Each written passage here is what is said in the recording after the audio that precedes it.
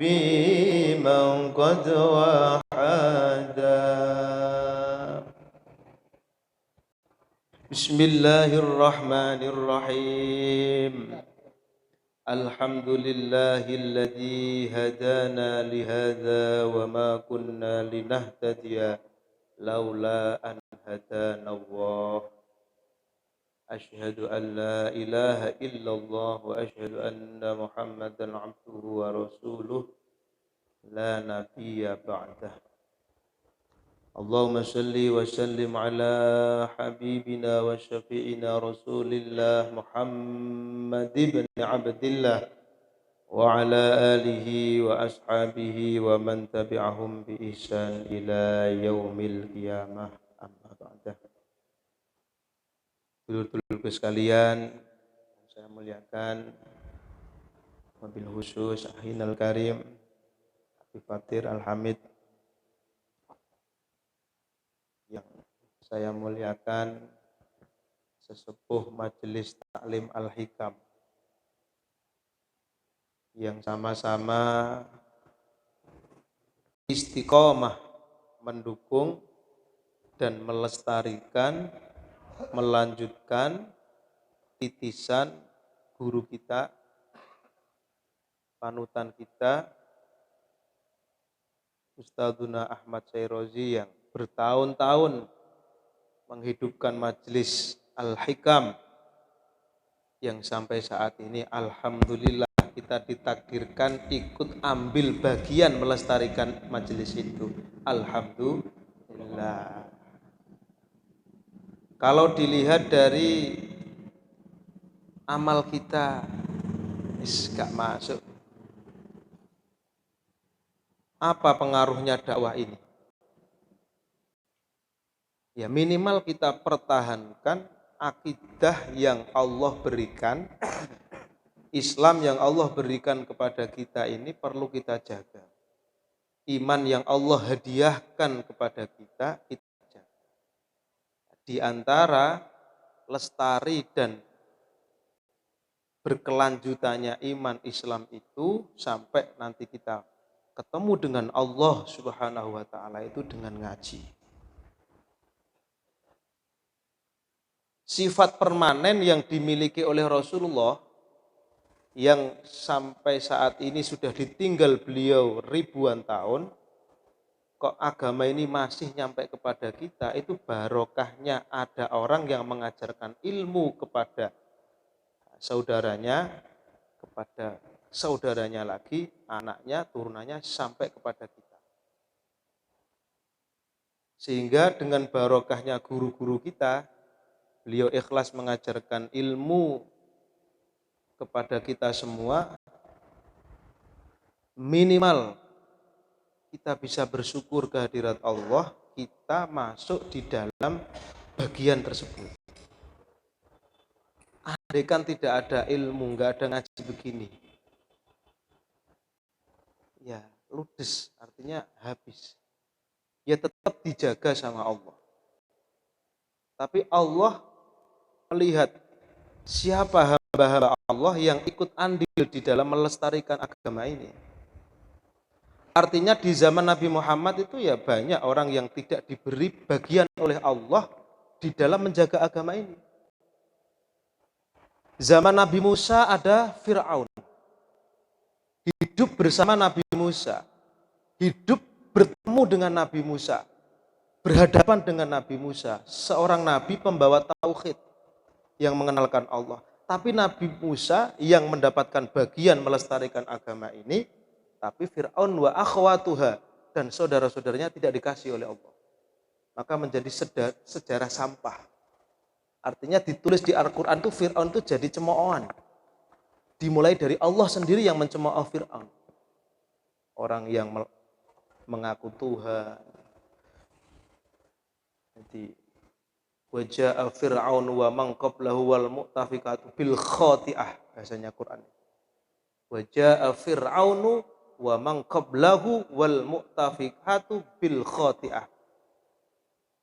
Fir'aun dan bolo koncone iku nggawa kesalahan besar. Itu Allah yang bilang, itu Allah.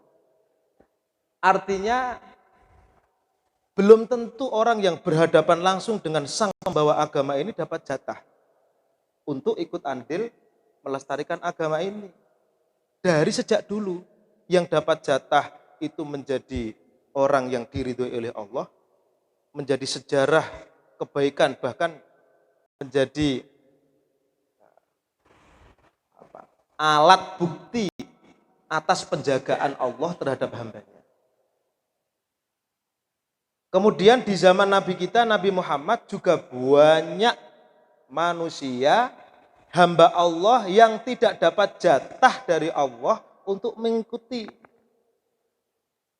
agama ini, untuk ikut andil agama ini. Banyak, bahkan sering diceritakan di maulid-maulid, di pengajian-pengajian, betapa jahatnya Abu Jahal, Abu Lahab, orang yang pernah berhadapan dengan Rasulullah, ketemu Rasulullah, bahkan masih ada hubungan sanak saudara dengan Rasulullah. Tapi Allah tidak takdirkan beliau-beliau ini, ya saya sebut beliau karena ya lebih tua daripada saya, tetap saya hormati, tidak diberi jatah dan diberi bagian untuk melestarikan agama ini. Ini yang disebut dekat belum tentu cinta, jauh belum tentu benci ya ini. Kalau misalkan agama ini diukur dengan karena kedekatan secara jasmani dengan seorang yang pembawa agama, maka Abu Lahab lebih iman daripada kita. Karena Abu Lahab sering bertemu Rasulullah, bahkan diskusi dengan Rasulullah itu sering. Abu Lahab, Abu Jahal, macam-macam. Ada yang memang oleh Allah didesain hidup bersama Rasulullah dapat jatah iman dan melestarikan iman itu. Ada yang didesain oleh Allah bertemu dengan Rasulullah tapi tidak dapat jatah. Ini secara garis besar kajian tauhid atau tasawuf yang kita kaji ini mengkaji dari sejarah itu bahwa iman Islam yang Allah berikan kepada hamba itu betul-betul pilihan dari Allah kepada seorang hamba, bukan karena ikhtiar kita. Kita hanya diberi kewajiban menjaga. Alhamdulillah. Kok dikasih iman kita? Kanjeng Nabi ku modele piye aku gak tahu. Kita enggak pernah bertemu dengan beliau, tapi kita dapat ajarannya beliau. Nek kaya Habib enak aja. Turunane. Yang ganteng. Ya gak pate sugih gak apa-apa, wis pancen wis nasib. Tapi beliau sudah jelas punya nasab sing jelas, dapat jatah jelas, yo gelem ngopeni kita-kita. Lah kita-kita cara mensyukurinya begitu. Lah iya, dulu orang yang pernah tinggal sama Rasulullah, pernah bertemu Rasulullah, nek pancen ndak dapat jatah iman, yo tidak dapat jatah. Walaupun jauh dari Rasulullah, tapi dapat jatah, ya tetap akan diberikan iman dan Islam seperti olehnya Rasulullah Muhammad Shallallahu Alaihi Wasallam membawa kepada kita.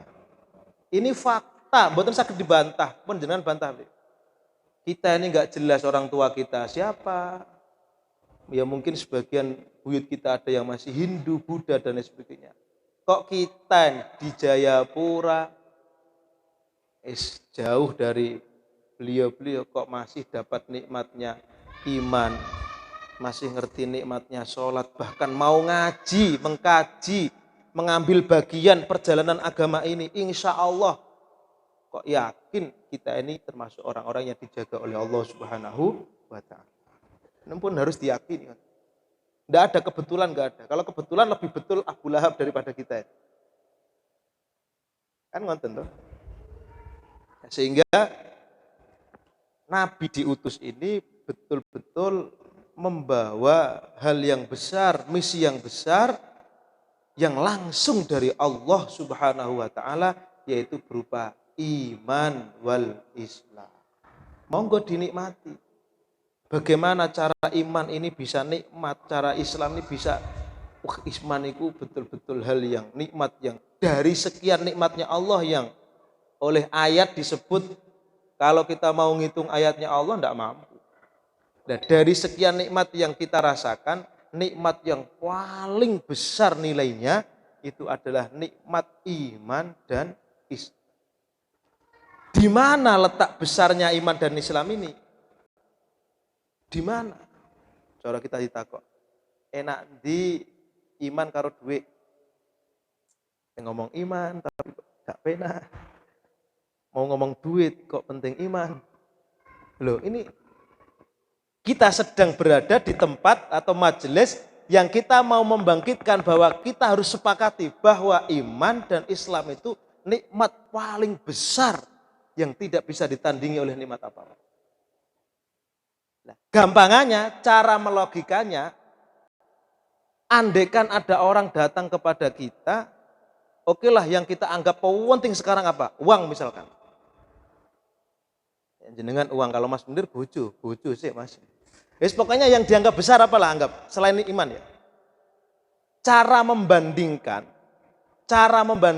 cara mengukur di mana letak iman dan Islam itu besar itu di mana. Sehingga nanti kita tahu betapa berjasanya Rasulullah itu di situ. Ya, caranya begini. Contoh sekarang kita ditakdirkan oleh Allah sudah kita beriman Islam ya sholat, ya ngaji, ya sholawatan barang, ya untuk berkat barang macam-macam. Wah kita itu paling enak, iman paling enak. Zaman biyen niku iman perang Pak, Masya Allah. Kula maca sejarah niku, Kanjeng Nabi ku tahu dilempar, wis bukan Nabi lah, sahabat Bilal, sahabat Sayyidina Ali, keluarganya dibunuh. Sayyidina Hasan Husain itu dibunuh, betul-betul dipenggal nih. Artinya untuk mempertahankan Islam itu nyawa taruhannya. Kalau kita enggak untuk mempertahankan Islam cukup mengikuti sholawat dapat berkat loh. Angger undangan lain untuk berkat. Agar mempertahankan akidah Ahlussunnah biar bertahan cukup kalau diundang datang. Loh, penake kuwi piye? Ngono kok cek ngersulo. Wah.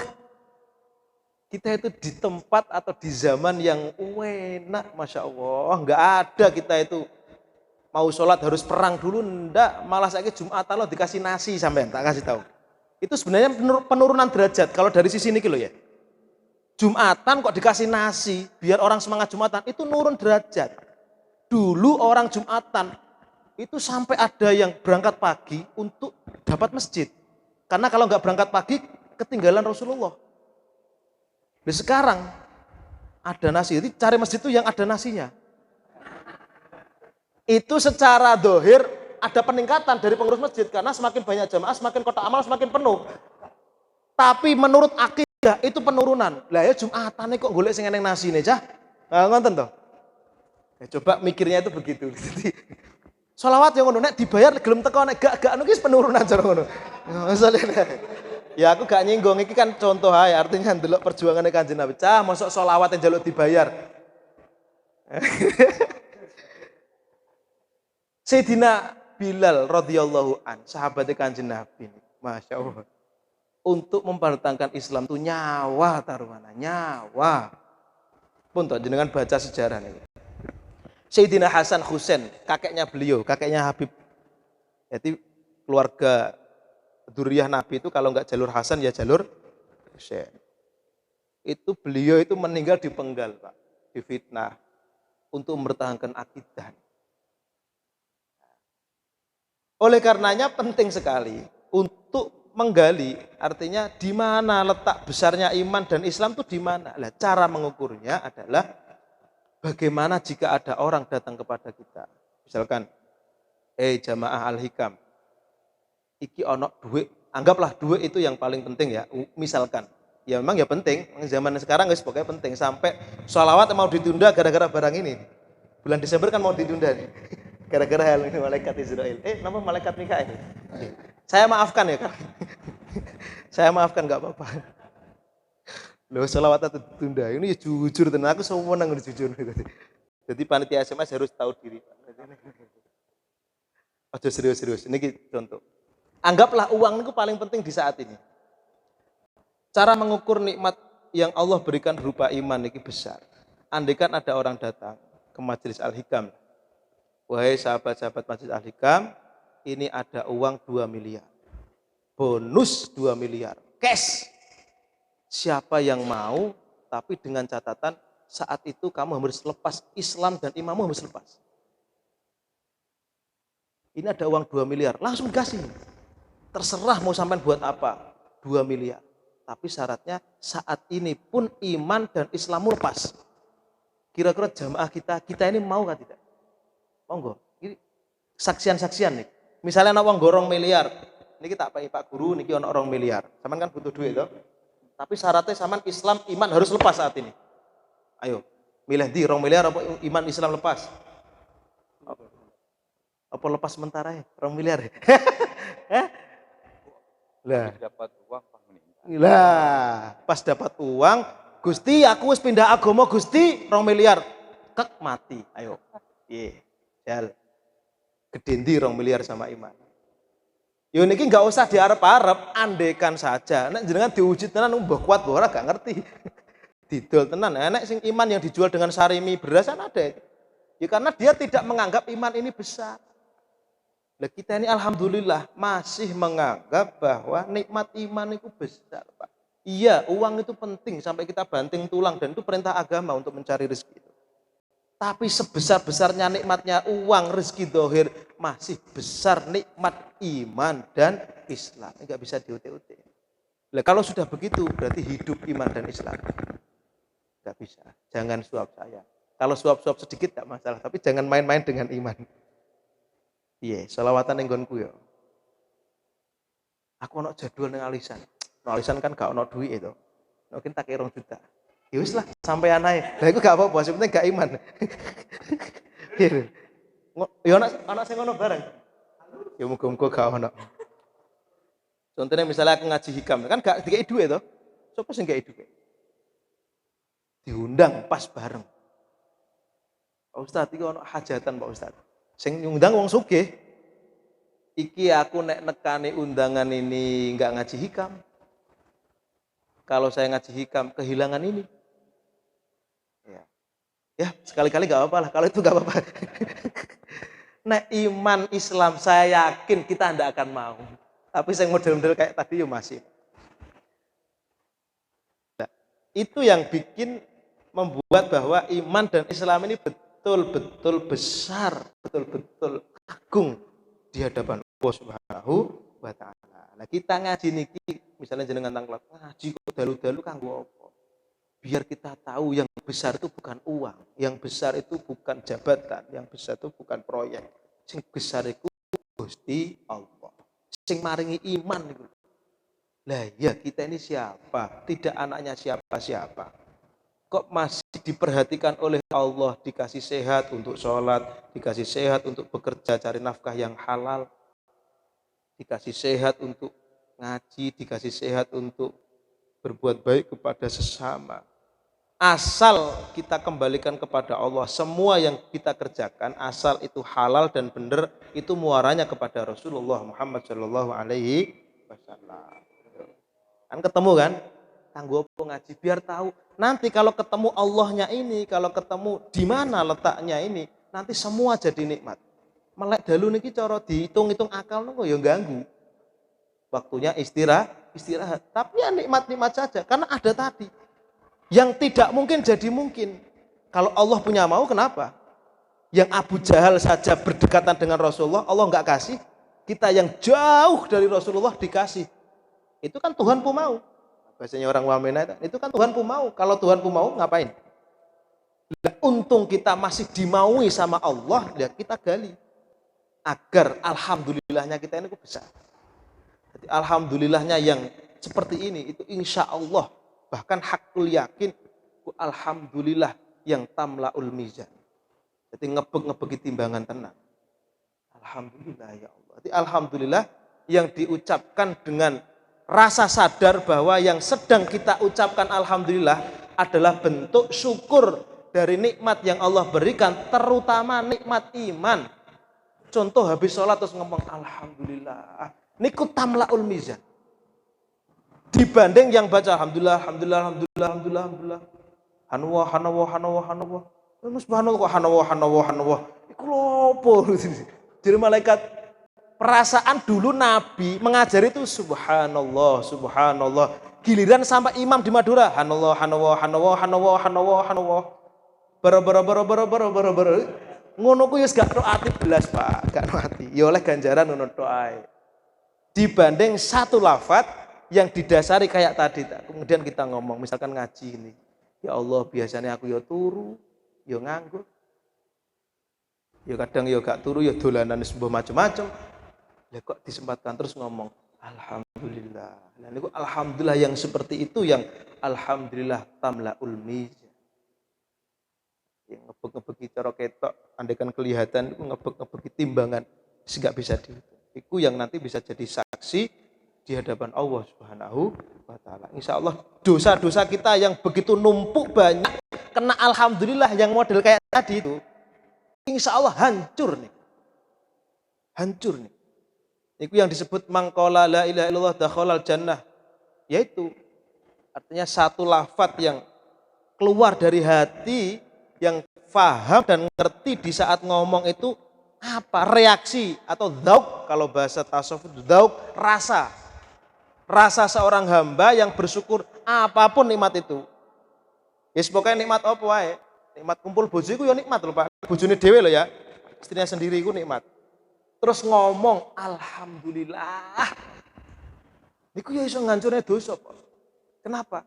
Ya coba nek sing dikumpuli bojone wong liya, dosa kan? Nah, makanya jenengan sing tahu ngono ku ndang ngumpuli bojone sing akeh ngomong alhamdulillah, insyaallah dihapus dosane.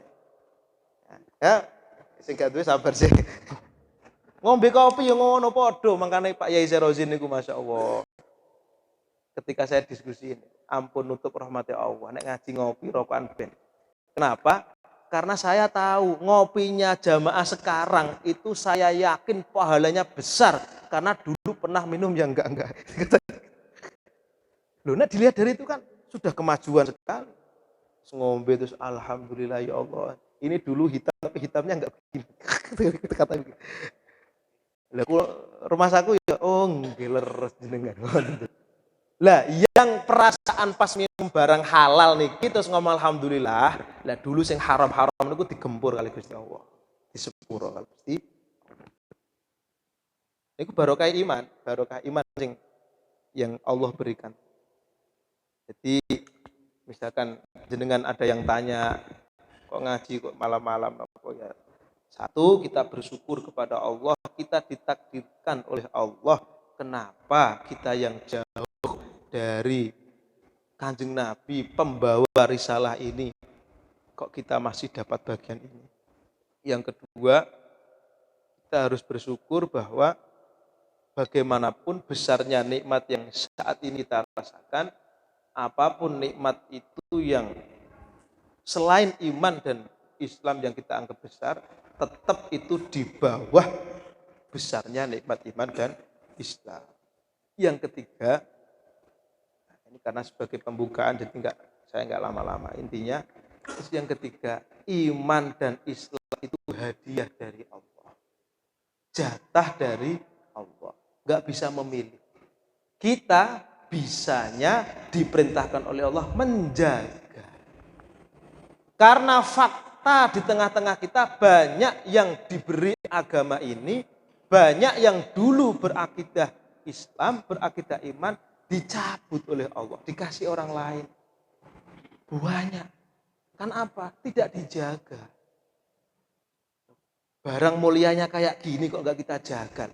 Emas, motor, mobil saja itu kita kerudungi. Jangan sampai kena panas, beset sidik kita tambalkan.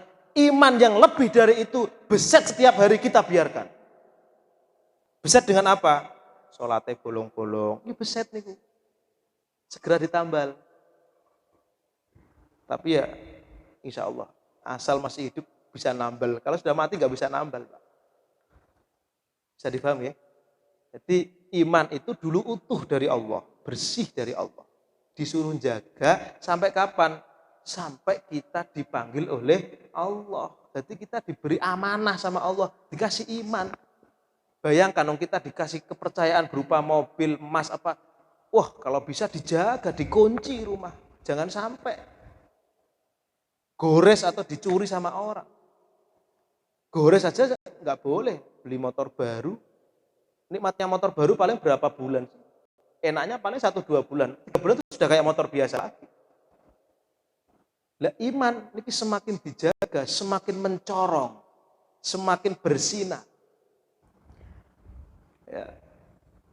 Bukti kalau kita secara real dalam menjalani kehidupan ini, barang yang kadang-kadang menurut kita mulia, padahal sebenarnya nggak mulia. Omah, mobil, macam-macam lah. Itu kita jaga semati-matian. Jangan sampai hilang.